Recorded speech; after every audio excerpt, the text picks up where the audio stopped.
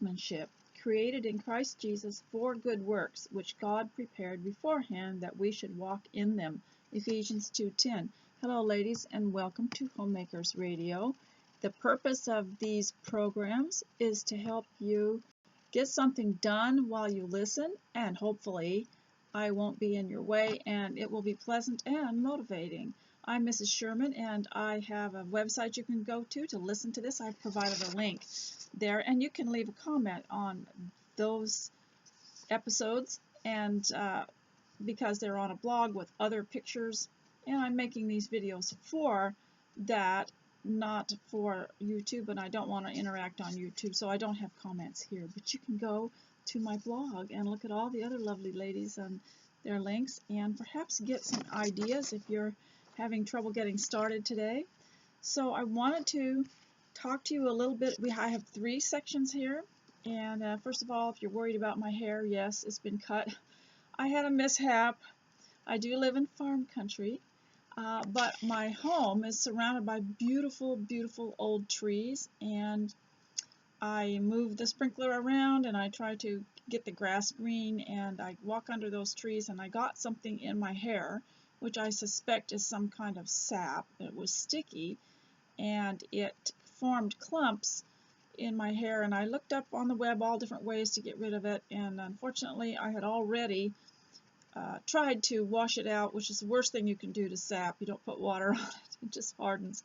So it was just a few hours before church time when I discovered this, so I had to get a pair of scissors, and I do have hairdresser's scissors, and I cut it.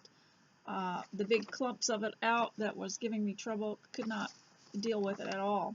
But it's nice to have a fresh new start, isn't it? Now I'll have brand new hair, and it didn't damage it I didn't have to cut it all off. At least I didn't have to shave myself. So anyway, that's why I have crazy hair today, and why it's in different lengths. Now, ladies, today I have 3 sections. I usually do have 3 sections. It's your preparation, getting ready, and the next will be a few things about housekeeping, homemaking, living at home, home living, and then the last will be on people, and I'm homeschooling you too. So I don't care how old you are, you could be a great-grandmother, and you're privileged to know what's in those homeschooling lessons. A lot of times it's kind of a mystery to people about homeschooling. All they can think about is, oh, they're isolated at home, but it's more than that. It's what's in the material. It's because it gives you life, and you'll find as I read some of it to you how excited you are to know some of these things, and how applicable they are to your life. Whereas I think in public, and I grew up in public school, and I think in it a lot of it wasn't very applicable to my life. But I found with homeschooling, felt myself coming alive as we were learning, and I learned along with my kids, so I kind of grew up with them. We grew up together, so I'll let you homeschool along with me, and then you can say you're being homeschooled. I don't care how old you are. And so today I want to start with your appearance, because that's the preparation. And it isn't just what you look like, it's the preparation before that. Are you showered? Are you bathed?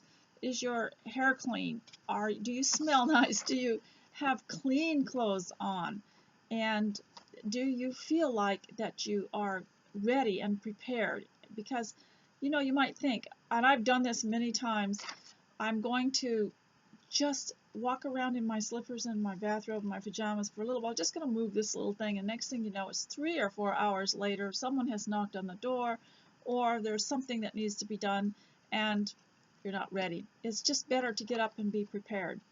So with appearance today, and all the many things that I have suggested that go with appearance, how it motivates you, how it helps others, you know, it builds them up too. And one of the things we had in homeschooling was appearance as the #1 subject, and that was, please leave your room nice, and go into the bathroom and do everything you need to do to get a fresh start. We might be going out today, we don't know, but even if we're going to be in, let's start out like Booker T. Washington. He started his students out with their cleanliness and with their appearance, and they had to come to class. He'd go into it was a boarding house at Tuskegee, and he'd go into the rooms to inspect them, and all the beds had to be made, and there couldn't be any dirt around. And the students had to be clean. They couldn't have oil spots or grease spots on their clothing. They had to have everything buttoned, and there couldn't be any missing buttons, and which might be a great lesson for your child and for you, is to learn to sew a button on. It's a wonderful exercise and it's a new knowledge for some people, because for many years the manufacturing has not included buttons. Clothing is just a slip-on type. So button sewing is very important, and I'm sure you can find some kind of instruction for it. If not, maybe someday I'll do one. But this is the way we start our day too. We have to be clean. We have to have inspection. And so inspect yourself and be clean. So if you're not dressed yet, go and get dressed and take care of yourself and do your skin care. And first get your shower, because it makes you feel fresh from the night's if you had a very active dream, you might have felt like you were running. So you probably need a shower after that. And so you really do need to have your appearance. And one of the things I was thinking about it today was that life doesn't always go the way we want it. It can be very disappointing. Why not dress for the life that you want? Why not dress for the day that you hope you will have? Do that and see what happens. So that even if there's a disaster, even if there's something unpleasant going on in your life, at least you're dressed for it. At least you can say, well, at least I look dignified. So I think there's so many examples of that in the old stories we used to read, in the old books, and some of the quotes that are going through my mind about this. To let your appearance and take care of your skin. Do some skin care. Find out what's appropriate for your type of skin and maybe even your age. And by the way, this is not an age-related video or site, because the Bible does divide the ages. Yes, it says that the older and the younger are to interact together. The older have something to say, and the younger have something to contribute, and they all kind of interact and care for each other. And the older benefit from the youth and vitality and strength of the younger. I know I save up jobs, don't you? I save up jobs for when someone younger comes around, a son or a daughter or a grandchild, and I have all these jobs for things I can't reach or things I can't do. And of course, I would like to still be able to get up on a step or a ladder, but I don't think my family wants me to do that anymore. So I save up all those jobs. It's not like I can't put a nail in the wall, kids. I still know how to do that. But I save up all those jobs for the visiting younger person, and so we interact together. I benefit from their strength and from some of their ideas. And I'm always looking on YouTube for some of the younger women and what they're doing in their home. And one of them, my favorite one, is the Inspiration by Nikki, and I like Inspired Homes, and there's another one that I like that is just music, but it shows beautiful homes every day, the interiors every day. I'm trying to think what her name is. Goodness, it's on the tip of my tongue. I'll have to do some exercises, because I've noticed in my exercise, my new experiment with exercise is that my brain is functioning a little better and I have a better recall. But today it didn't work, did it? So I want to say that you have to let your clothing and your appearance represent what you want it to be and what you want others to think it is. It's not a deceitful thing, but it shows that you have dignity. And I remember years ago, we were looking for a house, and we had a real estate member of the church who was going to show us some houses. And she showed us several houses in which the woman of the house was home. And one of them, this woman was ready. She was ready. She was all dressed up. Her hair was done, and her children were all dressed, and her house was clean, and it smelled good, and it was such a wonderful representation of it. And so it's like you don't want to lose the sale in your life. And there's these jokes: don't lose the sale. Don't tell everybody everything that's wrong, because you're going to lose the sale. If someone were, we had to talk to some of the church members about this many years ago, is that if you get a visitor, you don't go around and show them the creaky parts of the church building that are falling apart or need repair right away because who wants to move to a place where the building is falling apart or there's trouble or there has been trouble? You don't go around telling them that. And it's the same with us with the sale of a house or a piece of property. You don't go and tell them that 40 years ago there was a fire here and it was burnt to the ground and you give them all this bad news. Well, it's the same with getting ready for the home. It's the same with getting dressed and getting ready. Don't try to represent the bad parts of your life or the bad mood. Represent something better, and you will live up to it. If you'll dress, you'll live up to the way you dress. So let it reflect the kind of day that you want it to be. Now, I can give you a great example, and that's today for me. The place is totally fallen apart. The reason being that it is the end of summer here. I wanted to catch a few more dry days on the laundry line, so I had pulled a lot of things out and washed them again. The sun gives them a nice, crisp, sanitizing smell, and so I wanted everything out. So I have pulled a lot of things out of the storage areas and the beds, and it's all out on the line. Everything's a disaster, but I have cleverly hidden it all from you, the way the news media does us. You can only in the news media. That's why I say don't bother with the news media, because it's staged, and what they do is they have a frame that they show you of what they want you to see, but not all the directors around.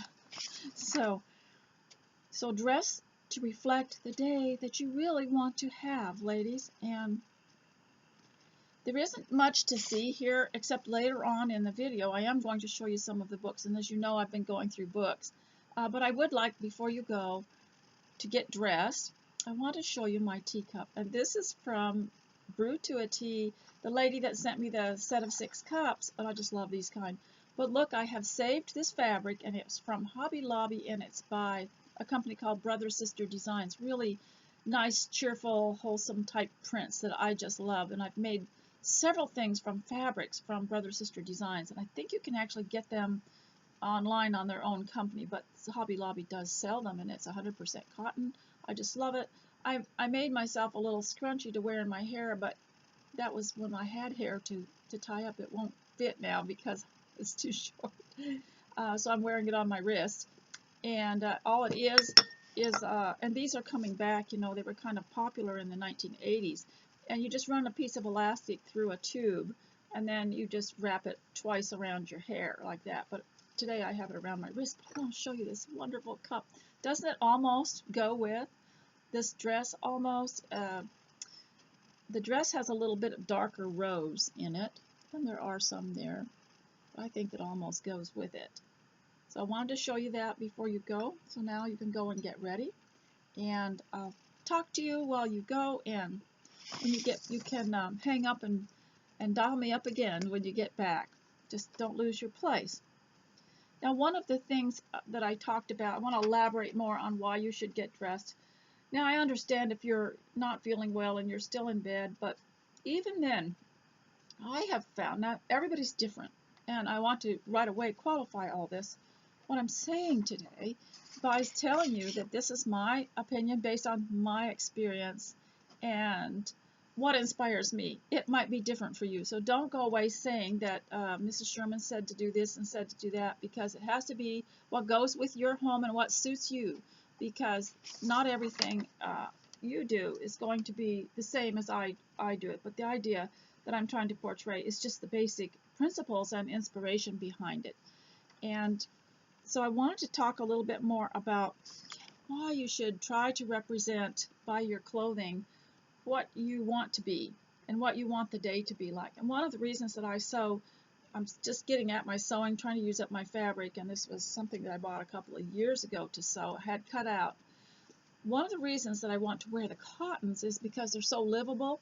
As I wash and wear and dry, they get softer and thinner and more comfortable in the home. And I would really recommend cottons for wearing in the home. The body moisture seems to not cling to it. It evaporates quickly. It's very it's woven. It's a porous material, and it's very natural. And In fact, most of America used to be dressed in cotton. Remember, the cotton mills were quite prolific, and there are a couple of them still in the East here. But if you'll remember, I had read you this touching story not long ago called When Queens Ride By, which was a play written in a contest. And it was about a queen who heard a lot of rumors were going by that saying that her kingdom was over and that it was troubled and that it was all going to crash all around them and everything. And of course it wasn't true, but it was very upsetting to people, and there may have been problems. And you can relate this, to yourself. So what she did was she got her finest carriage out and put on her finest clothing, and she just rode through town and smiled and waved at everyone. And you think about that when you get dressed, things maybe not working so well in your home. Maybe the house is a wreck, or maybe you're having family problems, but you could get dressed and you could get your skincare done and your hair, and you could sort of ride through the halls with with a with at least a happy heart and an optimism, because it's not over. Life's not over till it's over. It doesn't mean that things are set in stone. There are a lot of people that will tell you, when we get to the people part, I will tell you this now. There are a lot of people who will tell you that some attitude they have or some decision they've made is just set in stone. Don't believe it. Everything's worth change. Everything is worth considering all sides of it, and things can change. Nothing is set in stone, and except maybe Rome. They say Rome wasn't built in a day, and that was set in stone, but not things in your relationships and at home. You can change things. It's anything that aggravates you about the home, whether you need to move furniture, whether you need to change something, get rid of something, or get something new that you need. That's all changeable. You're not stuck. And we're not stuck with our health or our weight either. I have found that out by exercising, and I started out with stretches because I had neglected it so long that I had to start out with stretches. But I found out that I wasn't stuck with my weight or my shape or my health or my forgetfulness. I wasn't stuck with it. It all improved. So everything is changeable. Now, I think that the home has to be treated somewhat like a country, and you have to act like you're that queen that rode by and it reassured everyone by the way she was dressed and the happy, cheerful greeting that everything was going to be okay. And I especially think children need to be free from worry and heavy responsibility and have a carefree, happy childhood. And so that means you can't have the news on all the time at home, and you cannot have the bright attitude you need if you've got things in the background telling the terrible news. And that's all the news has ever been. It's just terrible. They never give you any hope, except their own Marxist agenda. If you people would all agree, we will come in with our Marxist agenda and you will have peace. But of course, you won't be allowed to express yourself. You won't be allowed freedom. And so this is one reason that we have to be careful not to be listening to its propaganda. And so, because your home and the house, you need your full heart and your full attention. And if you have children at home, especially, they can kind of tell when their mother is tense and when she isn't fully focused on her home or on them. And they know when she has something else on her mind. It's really a tragedy, isn't it? How much we deprive children of ourselves, and because of the news media, or because we're worried about something else outside of them, and they're helpless. They need us. So I think that's really important. So homemakers need to treat their life and their home like a country. How would you run your country? Would you keep it in turmoil, or would you straighten it up? And so also, would you, before you straighten it up when it wasn't in peril, you might say, we can get this done. We can clean this up. Yes, it does look pretty bad, but we can clean it up, can't we? Okay, so I want to start out with, now that you're all dressed and you've come back, I want to start out with how to begin. If you're kind of going around in a circle, first of all, I would suggest you get a notepad and make a list of the most important things that you need to do. Just mention a couple of them. I can make a list of 20 and maybe get 2 things done, but just list a couple of them. One of the advantages of listing a lot of other things is at least you'll feel more urgent about it, and you'll know that oh my goodness, we've got all this to do today, I better get started. You might get 2 things done, but at least it gives you a place to start. And so I would suggest something that I learned. I can't remember who I learned it from. I went to classes sometimes to try to figure out a lot of things about taking care of the modern home. I grew up very simply. I grew up on a homestead in Alaska, and there were only very simple things to do. Whereas now you have to look after a lot of different things in a different way. It's not the same.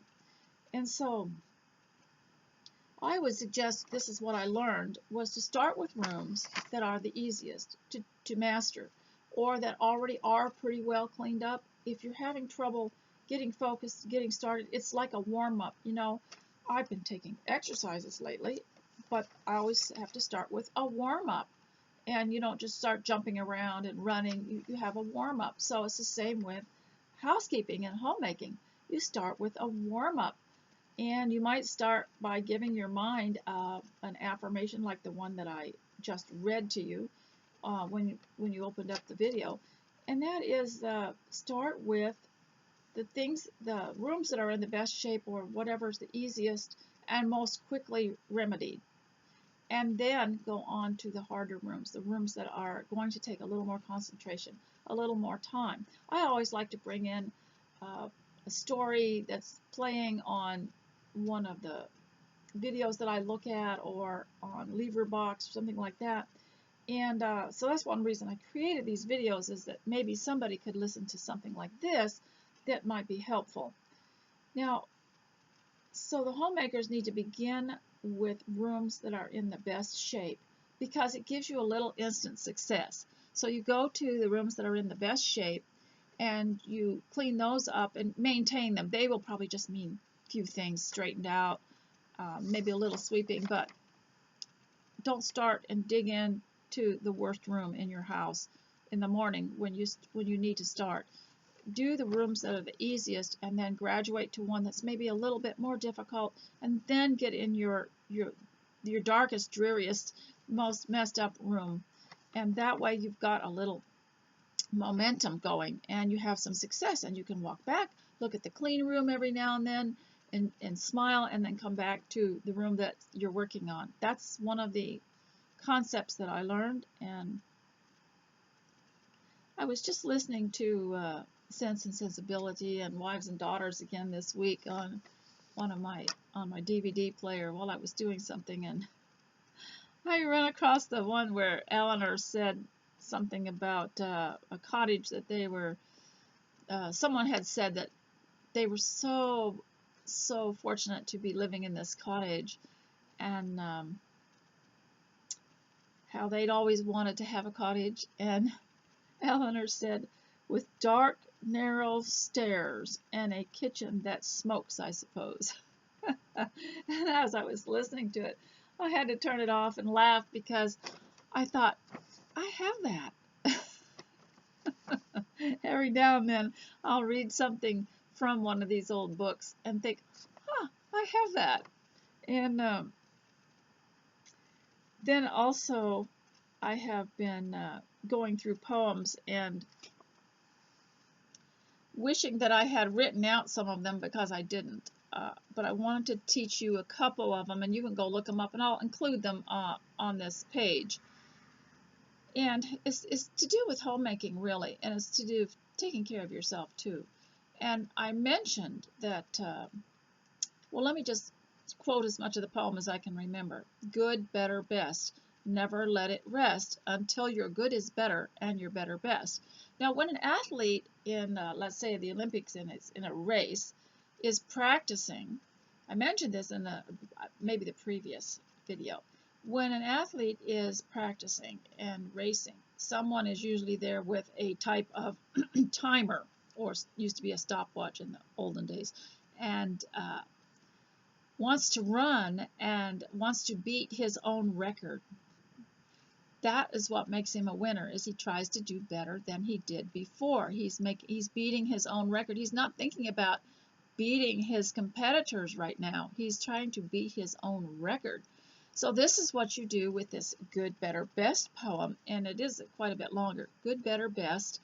Never let it rest until your good is better and your better is best. When we were young and we would make our beds and want our mother to come in and see how well we did, she'd say, "That's pretty good." But we wanted to hear her say, "That's the best you've ever done so far." And she would say so far because it was the challenge to do better.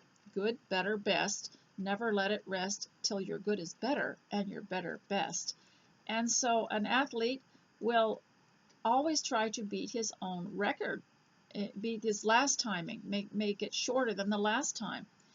And so if you win and you're in some kind of competition, you not only want to beat your competition, but you want to beat yourself. You want to beat your own, you want to make your good better and your better best. So I hope that wasn't too confusing for you, but that's the way we have to approach homemaking. Just do a little better. Don't do what just to get by, but to get better. When I was growing up in the olden days, we were told when you see something that needs to be done, something that needs to be picked up, it's be simple, something that needs to be fixed, some way in which you can contribute to making the home easy to live in, then you just do it. You don't just say, well, who dropped that piece of paper on the floor, make them pick it up. If you're an older, more responsible person, you would pick it up and put it somewhere. And I understand, that's good not to let people get lazy, but for the most part, the older ones in the family were taught to be responsible. And if you saw something that needed to be done or something someone might slip on or something someone might have lost, you pick it up. And so we had this rule, pick it up, don't pass it up. And remember, Booker T. Washington said he was so well taught by this Yankee colonel's wife in the home that she had hired him to work in, that after she was finished teaching him, because she was so specific and so precise and she wanted perfection, that he said he could never pass by a messy yard or a piece of paper on the ground without picking it up. He could never see a missing button or a stain on clothing without wanting to fix it. And see, that's the way we need to train ourselves to be. Now, I wonder if you're getting anything done, and I hope you are. And so the Good, Better, Best, Never Let It Rest poem is so good for us to remember. And if you would please, there are 2 poems I would like you to teach your children, and that's one of them. If you can find that, I will try to post it. And memorize it yourself and try to take it in. Don't just memorize something because it sounds good, but believe it.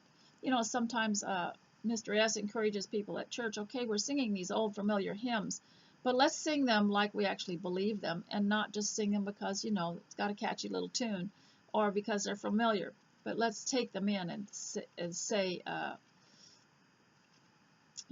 sing a song like My Jesus, I Love Thee, and pay attention to the other words in it and take them in, and because it's a prayer song. And it's the same with a poem like Good, Better, Best. Try to you could make that personal by saying good, better, best, never let it rest till my good is better and my better best, and make it into your own. So that's one poem I would suggest that you teach your children. And the way you teach it to them is just say it over and over, and pretty soon they'll know it. You don't have to make them commit it to memory. It will be memory if they grow up with something like that.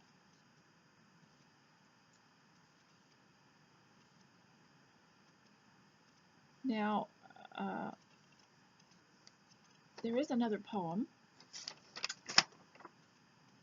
And I will bring that into you next time. And now I want to get into the people part, and I have about 30 minutes left. And don't we just love to talk about these things? People are funny, aren't they? Some of their habits and some of the things it motivates you to do.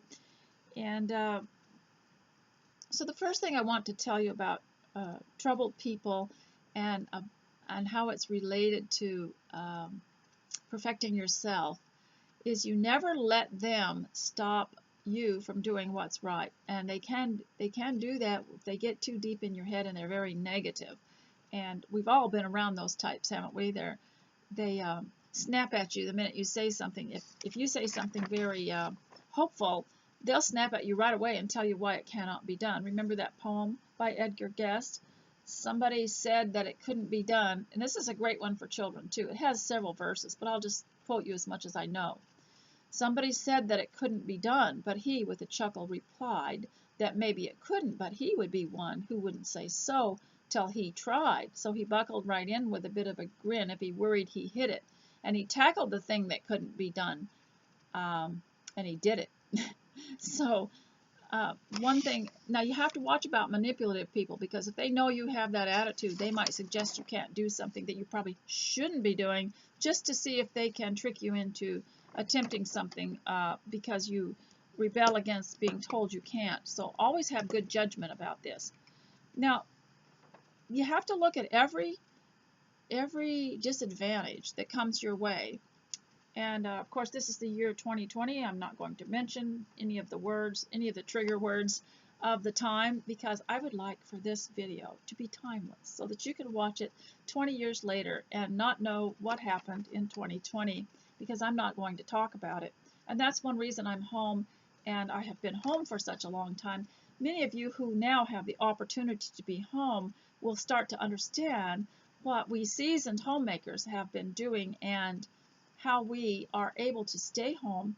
And of course, we don't stay locked up, in our houses, and we're free to come and go as we want. And some of us who live on property can wander around among the trees and get sap in their hair.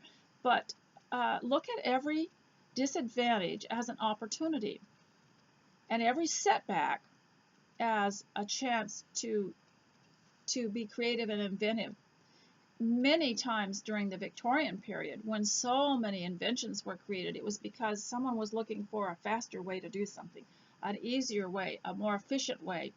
If you remember, the cotton gin was invented, and it was a way of separating the cotton and make it easier to pick cotton, so it wouldn't require so much labor in the hot sun.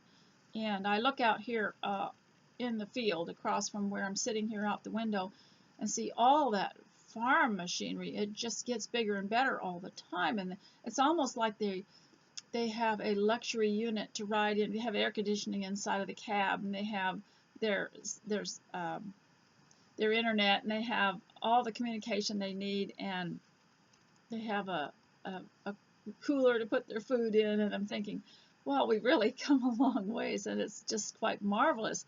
And so look for every setback that you have as an opportunity to create something that could be used for the difficult times. You might pray and see what God has, see if God would use you in some way in these times and for the future. And so I would like to leave you with a couple of ideas, and one is the Apostle Paul. For those of you who've read the book of Acts, and that's the Acts of the Apostles, and shows the journeys of the Apostle Paul and why he went to so many places. And we used to have maps, really good maps, in the back of our Bibles in the olden days, and they were colored so that you could see where the ocean was and where you could see where the countries were. And a couple of them showed an example with red arrows going here and there around in the inlets and the bays and the oceans of the Apostle Paul taking journeys because he wasn't allowed in a certain place or a certain city, or he was forbidden, or else it was too dangerous for him, and so he would take a different route. And so that's what we need to do, is learn to find a different way to do something when you are stopped or not permitted to do something. Find a different way to do it, and that also keeps your mind from going into lockdown. And I think there are some things you can keep you from going into lockdown, and you've got to keep your mind and your body from lockdown. So you've got to exercise the heart, you've got to exercise the mind and the soul, and you've got to exercise the body. Now, I have found that when I have exercised, I have worked my way up to exercise to doing more than 10 minutes now. It's almost an hour that I can exercise if I'm doing just the stretches and things. But I have found that it somehow has healed some of the cells in my brain so that I can think better, and I can hang on to thoughts longer, and I can remember. And so I would like to talk to you about how to keep your mind and body from lockdown. And one of the things that you can do is actually housework, because you're moving, and it's so important to move. And when you move, you find your mind is engaged better, and the hands engage the mind. That is really important, really healthy for you to do it. And so, putting things away, sorting things, getting things categorized and organized, putting things together while you sew. So if you'll learn new skills, and this is really important, to find something to learn every day. And when the ladies class comes together, I ask them, what did you learn this week? Because I want them, it doesn't have to be anything from a book, but some new concept that they learn, because it keeps their minds active. I think it's really important to do that. And also to learn new skills. And this is why I suggested in previous videos that you make yourself some appointments. And I have appointments all week. I have an art class I go to, and I have an exercise class I go to, and some of them are just tutorials that I can watch anytime and stop them. And I have a lesson in, I have a Bible, a Greek, I like to know about words, and I like to go see some of that, but I try not to have too much sitting down, because it's very tempting to have all the learning I do sitting down and writing, and I can't keep track of the papers. And so learn a new skill, learn something new that is stimulating to the brain. And I will tell you something that there's a danger in when you don't. When you let your mind and your heart and your soul and your body go into lockdown, I have noticed this about people, is when they do not have an absorbing interest in something, in mastering a skill, mastering a knowledge, or in finding out how to do something, or in being active. And I've got a list of all the things that I'm interested in. But when they're not, they tend to be overly obsessed with what someone else is doing. And that's when the jealousy sets in. And that's when, in a way, I think it's a type of, I'm trying to think whether I'm going to say dementia or senility, but it's a personal type of the mind being limited. And I would call it mental lockdown. And to be so obsessed with what someone else is doing that they become jealous, or they're always watching them, and then it turns into gossip. That is a person who isn't absorbed in their own life, who isn't busy enough, when they become absorbed with what someone else is doing. I say that about the trolls too. They are not accomplishing very much in their own development, and so they're just absorbed in other people, what other people are doing, and they're just gossiping. And so you have to keep your mind and body from lockdown by exercising the mind with knowledge. Remember what was it Mr. Darcy said about Elizabeth? She's put her time to good use by exercising her mind, by reading good books or something like that. Because we didn't read just good books to, and this is part of your homeschool lesson here too, is that we don't read good books just to entertain ourselves, but we have to look up the words, and we have to comprehend. And I talked to you about comprehension. You have to know what's going on there. So I'm going to homeschool you now a little bit, which it's always a big thrill to me, because I got all this stuff for my children, and we just used it when they were growing up. So I think I'll just use it on YouTube. If you don't have this book, ladies, it's called Little Mommy. I'm sure you've got this book. It's a little golden book. It's a classic. Not all the golden books were nice, but I kept the ones that were the nicest. This is called Little Mommy. Ladies, if you don't have it, just get it for yourself, because it's lovely. And remember, children should have a happy, carefree childhood. This is so beautiful, and the artwork is so beautiful. And I'll show you another page. I'm going to read it to you because I loved it so much, and I wished I had brought a shoebox in here with me that I was going to show you, that I taught, when we were little, we use shoe boxes for doll beds, and I wanted to show you one that had a kind of a hinged lid that I used. So I'm going to read this to you, and the artwork is absolutely splendid. Wouldn't you like to have a little shelf like that with things in it? I have kept a few toys and books that were from childhood because it kind of comforts me to see them, and it shows the different stages of life. I don't want just one kind of thing in here. And childhood, I think, is important because it's something you can fall back on. And I've often said, why don't you, if you're under stress, try to remember some happy childhood memory. You must have had one, a birthday party, some special time that you saw something, learned something, a little vacation you were on, and just try to remember that. I mean, you got to have that to fall back on. And it's not too late. You can still do things like that. So this is my house, and I am the mommy. My children are Annabelle, Betsy, and Bonnie. If you don't have this book, ladies, there's another one similar, but this is called Little Mommy.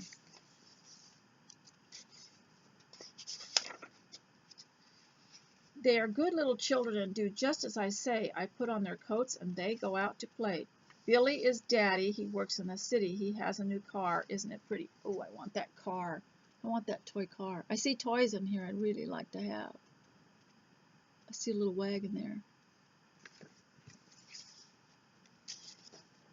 I do the dishes and sweep the floor and wipe the fingerprints off the door. Now, I do have that little broom, I think, somewhere. I hope I do. If not, see, if I can't find something, I'll just obsess till I find that, or I'll just order a new one. We have a dry goods store out here that's run by the Mennonites, and they have some of the best toys for children, and one of them was the straw broom. I wash the clothes in my washing machine. I scrub them with soap and rinse them clean.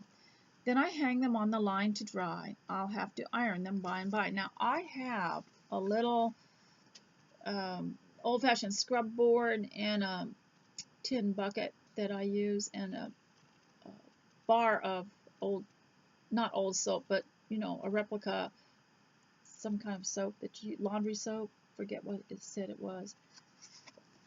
I have all that stuff. I have this stuff. It's so much fun to teach a little child, boy or girl, how to wash clothes by hand in that bucket and the scrub board, and how to hang them on a little line. And I like to stretch a little line that's low enough for them in the house or outside so that they can play. My children like to go for a ride. They sit in the buggy side by side. And now I will teach them the ABC and who can count to 10 for me. And there she is playing school with her children.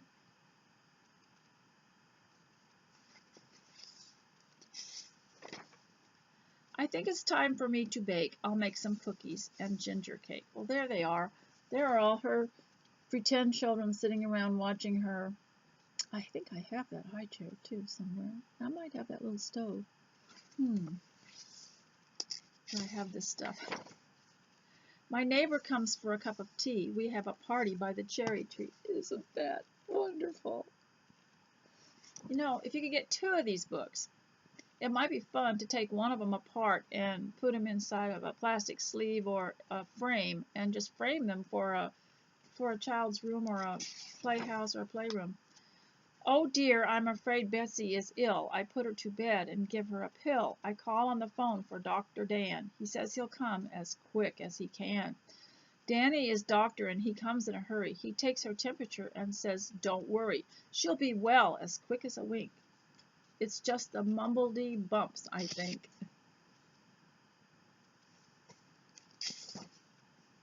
Dinner is ready. Don't be late. Put on your bibs and sit up straight.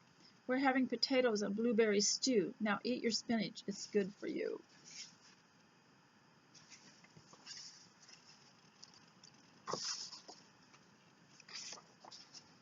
Sit on my lap. It's story time. I'll read a poem and a nursery rhyme. It's bath time now for my little dears. I scrub their necks and wash their ears. You know, sometimes if you're not familiar with homemaking and you've not really been brought up around the home, you wonder, okay, where do I start and what do I do throughout the day? Well, this little book, this little girl, she's saying, okay, now it's time for breakfast, and I'm or now it's time to get up, and I'm going to comb all my children's hair, and then we're going to go outside and play, and then I'm going to sweep the floor. Now I'm going to wash the clothes. Now I'm taking everybody for a ride in the buggy or wagon, and now I'm teaching school. Now I'm going to bake a cake, and now my friend comes to tea, and now someone gets sick. So you see this kind of a routine there. It shows, how to order your day. And so she said, sit on my lap, it's story time. I'll read a poem and a nursery rhyme. It's bath time now for my little dears. I scrub their necks and wash their ears. I tuck them in bed and sing them a song, and they'll be asleep before very long. We mommies have such a lot to do. Good night, little dollies. I'm sleepy too. So that is a little mommy, and I like this book. In fact, I got one for each of my grandchildren, but then I got one for me too, because it means a lot for me. Now, here's another thing that I found while going through my books. As you know, I'm going through my books, and because we learned everything from books in the olden days, and they do get old, and you have to get them out, you have to clean them and dust them, and they don't last forever. Some of them might even develop a smell. So I like to go through, see what's going on here with the books and sort them out. And one of the books that I found was the Older Beginner Piano Course by James Bastian. And this is level 1 and level 2. As you can see, level 2 has been used a lot more. But what's so beautiful about this is that if you have children that you can't afford a teacher, it tells you just, where to put your fingers on the keyboard and how to do everything. And it can take you through some little songs that they're quite dignified and they make sense. And if you're an older person and you want to learn, I would really recommend these two books. So this one here, probably, I think I need to repair it. It looks like the lid is off of it. So I've got to fix this one. Or if I can't fix it and it shows more wear and tear than I like, what I'll do is order one if it can be got. That's the beauty of the internet age, is I can just replace it. I can order a new one. So I wanted to tell you about that. And if you will get one, level 1, now see, I'm homeschooling you. I'm telling you, get level 1 and teach yourself a lesson, and then teach your child a lesson or someone else, or pretend to be a teacher and read it and just go through it. Don't jump around, just start at the very beginning, read all the instructions. It tells you about the keyboard right here. Read it all, take it in, and make an appointment with yourself for your piano lesson, okay? And I have a couple of other things I wanted to show you. So I'm sorry you won't be able to do much if you're watching me, but I mentioned these two books that I had these when I was young, and so I managed to find them when my children were teenagers or younger than teenagers. Christian Charm Course and Man in Demand. And what they are, kind of a cartoony looking book that teaches people how to be prepared for life and how to be clean and tidy and how to talk to people, how to dress, how to approach business, and how to act at the dinner table. And it also, in the boys book is really good, and it's by Wayne and Emily Hunter. I have posted this before. Now this, I'll start with the boys book. It's called Man in Demand, and it had an exercise page, exercising for physical fitness, and it had kind of a little chart that you could reprint and check on it, and those were the exercises recommended there. So what I did was I copied the exercises off on a paper and stuck it in a plastic sleeve so it could be used every day. And they could do the exercises that they were able to do. I wouldn't recommend like this one here if they couldn't do it. And just do one each or two. There's 6. And just start with one and just do it once. Like touch your toes once. You can do that, and then touch your toes twice the next time until you've worked themselves up into half an hour to an hour of physical fitness. And that was quite a motivation. They really enjoyed it. And so with the girls book, what I did, I still have it. There was the section called the Daily Dozen here, and it had, so I copied it and put it in a plastic sleeve. And when I got ready to start being more physically fit and doing stretches and things, I started with this Daily Dozen because most of them are stretches. In fact, they are all stretches. And I started just doing till, you know, like raising my arms in the air and standing on my toes until it was uncomfortable. You know, if I could do that twice, 3 times, 4, now I can do it about 10 times each. That's all I needed, and those are called the Daily Half Dozen. And I was able, if I had kept this up from the time I was young, I would never ever have had any physical problems or weight problems because they're just stretches.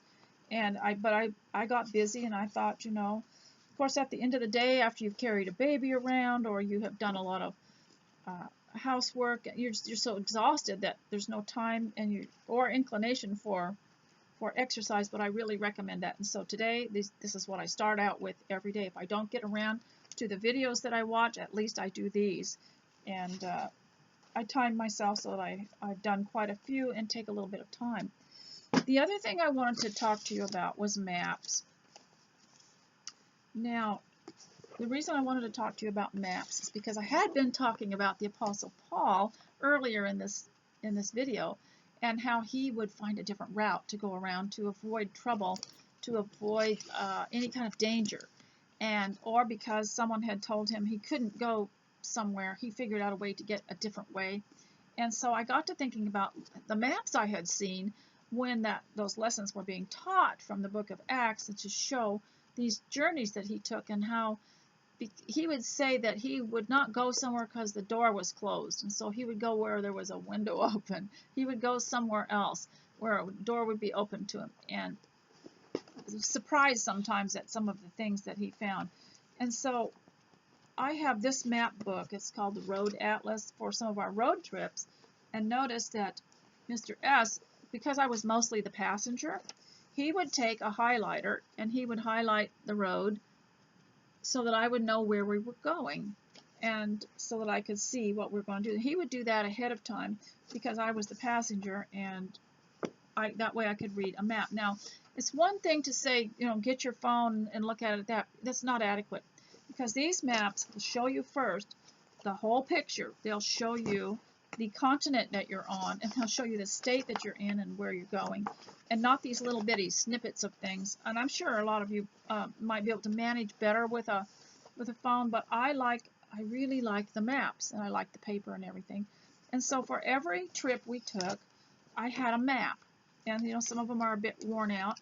This one was a state we went to, and he colored in yellow the route that we were taking on this state. And so I have a collection of these maps. Now, maps have kind of gone out of favor, but I think that one of the things, we loved maps. We were told that Christopher Columbus was a map maker of sorts, and although I never saw any maps he made, but maps were in our heritage, you know, we were taught that. And when we were children, we would make maps of places to find treasure. We would make maps of our own homestead. We would make maps of how to get from town to home, and we would just draw these maps. And it just came natural to us because we've been told, you know, that maps are what, you know, Lewis and Clark were making when they were making their way to the West. And so maps were part of our lives. But today we're map illiterate. So I really would suggest you get a map atlas book and read it and study it. And what a joy it is. So I want to read to you. Now, as I was going through my things, I'd get this map book out and think, oh, that's that map book we took everywhere we went, and what memories it is. And I had apparently borrowed a book from somewhere, or someone had given me a magazine, and there wasn't anything I wanted except this article on maps. And I didn't write where it came from, and I couldn't figure out why I saved it unless it just meant something to me. So I'm going to read it to you. And he has a map here on there, and it's by someone named, goodness, I don't even think the author's name is in here. Matthew R. Brown, and I don't even know what year it was because I found the paper in, this was in the olden days, you know. I found the paper in someone's magazine they had lent me, and I wanted it. This is the map of Virginia created by Netherlandish cartographer Theodore de Bry, 1528 to 1598. So I imagine we can probably still find that online somewhere, but somebody from Netherlands made that of Virginia.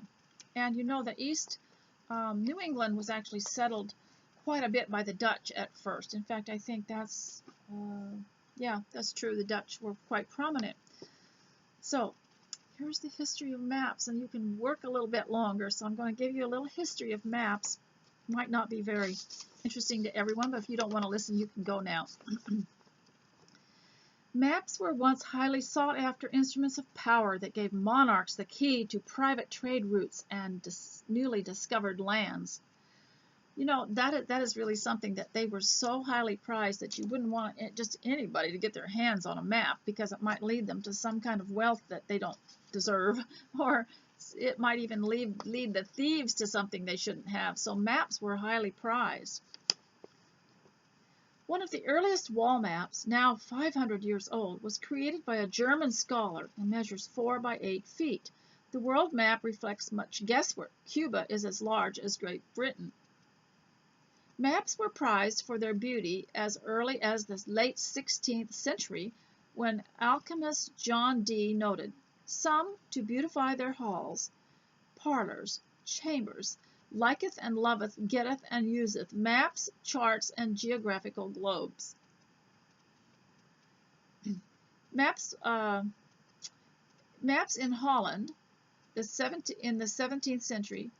Holland is known as the golden age of cartography. During this time period, the Dutch, who are known as master mariners, made map making an art. That's interesting, because when the printing press came and Bibles were made, they'd make art out of the first letter of a scripture or a paragraph or a book of the Bible. They'd make a lot of art around the capital letter. One of the most important maps in the history of America is the Mitchell map, which was used to negotiate the Treaty of Paris in 1783. Today it is worth $60,000. Many universities, libraries, and museums display map collections that can teach the new collector. Local map societies offer lectures and information for map enthusiasts. Maps that feature elaborate border designs, often picturing sea monsters or perilous seas, and that were usually created for the upper class. Early maps of the New World that differ dramatically from its actual appearance. This is just interesting finds. Early maps of the New World that differ dramatically from its actual appearance. Maps in different languages. Antique maps featuring the region or country where one's ancestors originated. That would be interesting. Maps picturing one's hometown or favorite vacation spot in early eras. Battle maps that chart military history. You know what Mr. S can do? You know, I've always thought it was really valuable to know how to draw, because you're holding a child and they'll want you to draw a house, draw a dog, draw, you know, they point to they hit the paper and say, draw, draw. Mr. S could draw every country in the world. Just by taking a piece of paper, he can draw every continent and every country in the world and label them, although some of the names have changed now, but he can do the same thing, the United States and Canada. He can sit with a piece of paper, blank paper, and he can draw the map and pretty much get the shape of every state, every province, and get the name and the capitals. And he used to hold the children. The reason I say he held the children on his lap, because he could not hold just one child without the others wanting to get up there. So he had his arms like this and all the children trying to crowd in on his lap and then pushing each other over a little bit to get their place. And they wanted him to draw a map. So that'd be a good skill to learn too if you wanted to have new knowledge, is to draw a map. And just while I was reading this, I was thinking how I'd like to draw a map of the manse and the place I live and all the trees, and I would write under this tree is where the sap fell on my hair. Purchase and care of maps. Now, I would not suggest this. I would not suggest you get an old map and try to take care of it, because some of these antiques belong in museums because normal homes just don't have the right air and temperature and moisture, or maybe too much moisture for antiques like this. So what I would do is just get a picture of a map, or buy some kind of decor art in a frame that is supposed to be for your house. Serious collectors recommend first buying for enjoyment instead of for investment. Centuries-old maps that are not in perfect condition are sold for as little as $15. Decorative maps from as early as the 1600s can be found for a small investment. Saltwater stains, age cracks, foxing, and period overwriting, although adding character, can lower a map's value. Beware of purchasing antique maps that are already framed. The frame may hide tattered edges, brittle paper, or a modern print date. When framing an old map, use old archival quality glass and papers and water-soluble adhesive. Also, never allow the glass to rest directly on the map. I honestly would just rather have a decorative piece, that like home interiors or something that's made to go with your home. Store or hang maps away from the damaging sunlight, heat, and humidity. That's hard in a small house like the man's, because the sun comes in all the rooms and hits all the walls. But I have them in a book. So this man said that he used his vacations I won't read the rest of it, but he used his vacations to collect maps. And whenever he was on a vacation, he would get a map and keep it. So I thought that was very interesting. Ladies, I wish I had more to talk to you about today. I'm just now getting fired up. So I hope you got a lot done, and maybe next time we will talk about some more things that might interest you and stimulate you.